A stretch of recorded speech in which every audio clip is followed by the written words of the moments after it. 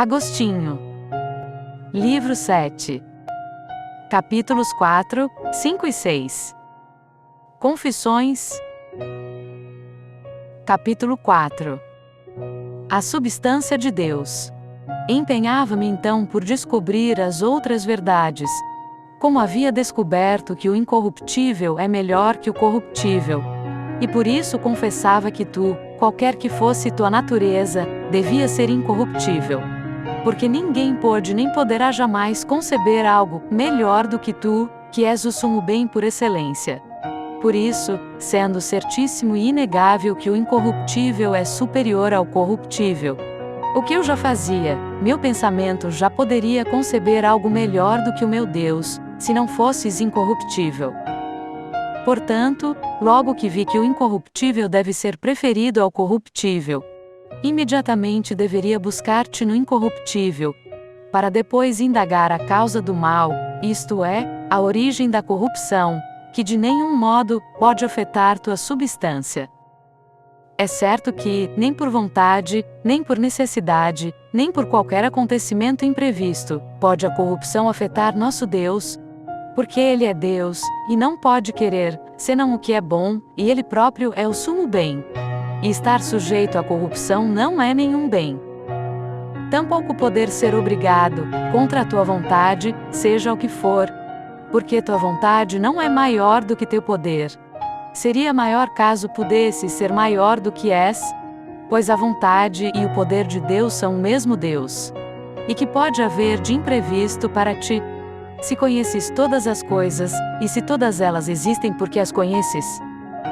Mas, por que tantas palavras para demonstrar que a substância de Deus não é corruptível, já que se o fosse não seria Deus? Capítulo 5.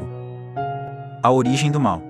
Eu buscava a origem do mal, mas de modo errôneo, e não via o erro que havia em meu modo de buscá-la. Desfilava diante dos olhos de minha alma toda a criação, tanto o que podemos ver, como a terra, o mar, o ar, as estrelas, as árvores e os animais. Como o que não podemos ver, como o firmamento, e todos os anjos e seres espirituais. Estes, porém, como se também fossem corpóreos, colocados em minha imaginação em seus respectivos lugares. Fiz de tua criação uma espécie de massa imensa, diferenciada em diversos gêneros de corpos. Uns, corpos verdadeiros, e espíritos, que eu imaginava como corpos. E eu a imaginava não tão imensa quanto ela era realmente, o que seria impossível. Mas quanto me agradava, embora limitada por todos os lados. E a ti, Senhor, como a um ser que a rodeava e penetrava por todas as partes, infinito em todas as direções. Como se fosses um mar incomensurável, que tivesse dentro de si uma esponja tão grande quanto possível, limitada, e toda embebida, em todas as suas partes, desse imenso mar.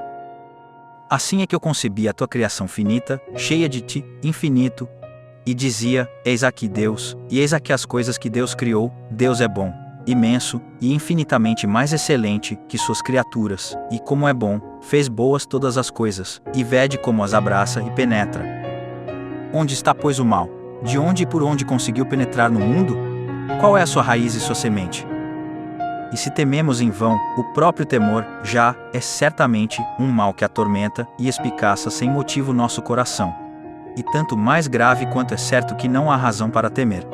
Portanto, ou o mal que tememos existe, ou o próprio temor é o mal.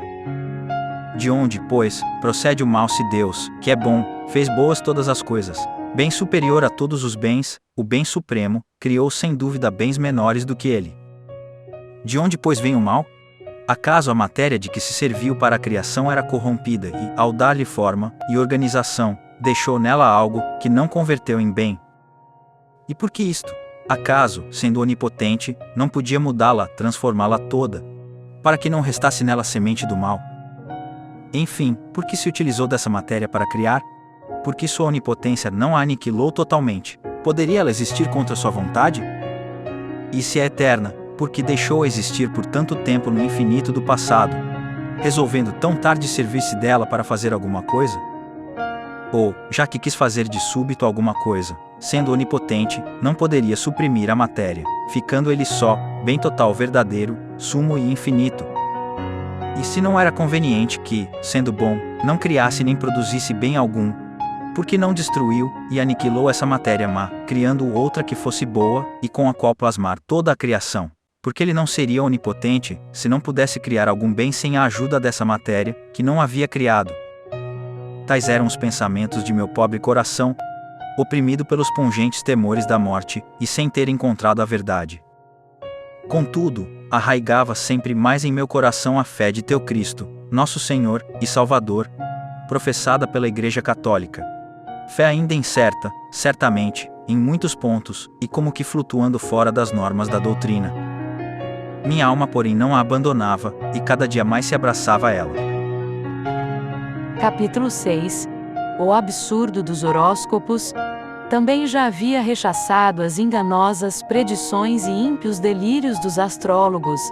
Ainda por isso, meu Deus, quero confessar-te tuas misericórdias desde o mais íntimo de minha alma.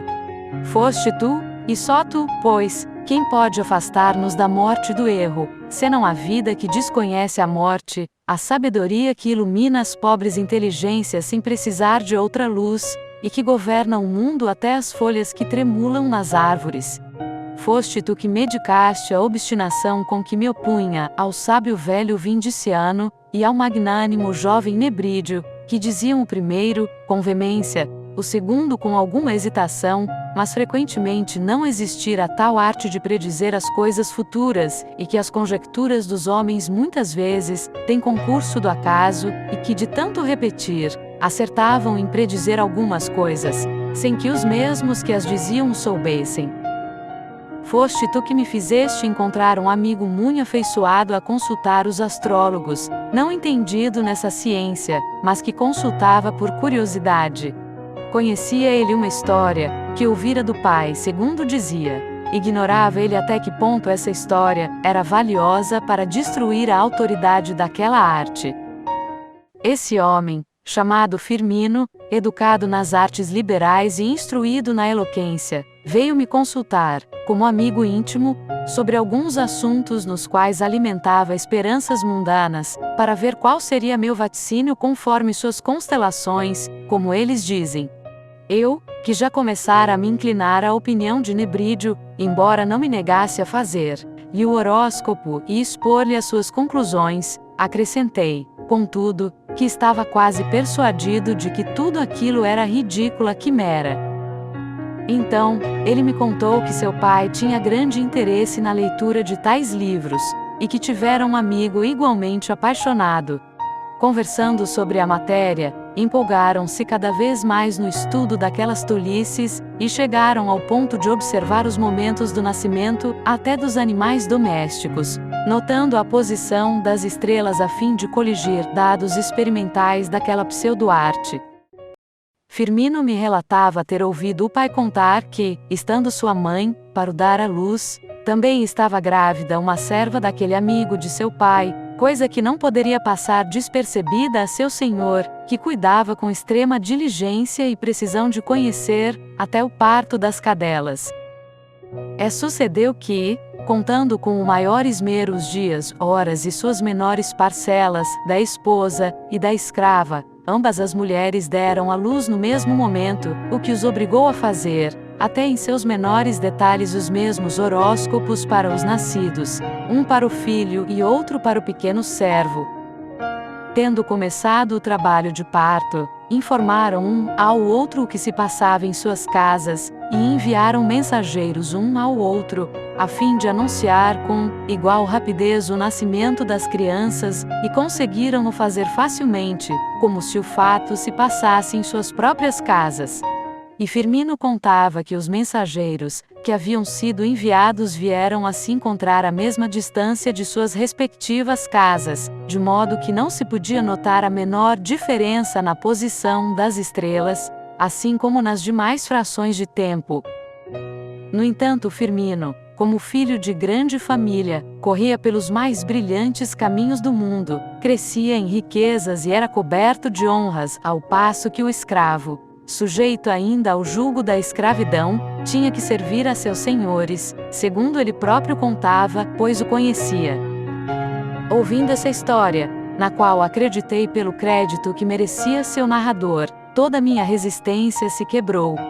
Esforcei-me em seguida para afastar Firmino daquela vã curiosidade, dizendo-lhe que, pelo seu horóscopo, e para ser verdadeiro, deveria certamente considerar a seus pais como os primeiros entre seus concidadãos, o renome da sua família, a mais nobre da cidade, seu nascimento ilustre, sua educação esmerada, e seus conhecimentos nas artes liberais. Mas e mais, pelo contrário, se aquele servo me consultasse sobre o tal horóscopo, que era o mesmo de Firmino, se também tivesse de lhe dizer a verdade, deveria ver nos mesmos signos sua família paupérrima, sua condição servil e tantas outras coisas, tão diferentes e opostas às primeiras. Portanto, para dizer a verdade, vendo os mesmos sinais celestes deveria tirar conclusões divergentes, porque fazer prognósticos semelhantes seria mentir. De onde concluí, com toda certeza, que as predições verdadeiras não podem atribuir a uma arte, mas ao acaso, e que as falsas não se devem à ignorância dessa arte, mas à mentira do acaso. Após esta abertura, e nela baseado, ruminava dentro de mim tais coisas, para que nenhum daquelas loucos que buscam nisso lucro, e a quem eu então desejava refutar e ridicularizar, não me objetasse que Firmino, ou o pai podia ter contado mentiras.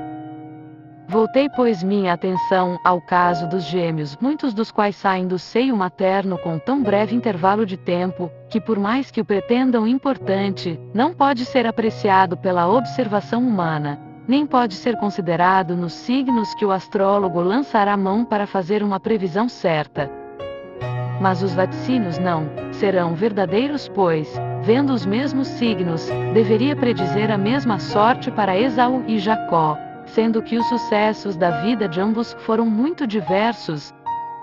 O astrólogo, portanto, deveria prognosticar coisas falsas, ou, no caso de falar coisas verdadeiras, estas forçosamente deveriam ser diferentes, a despeito da identidade das observações. Logo, se seus prognósticos fossem verdadeiros, não seriam por efeito da arte, mas do acaso.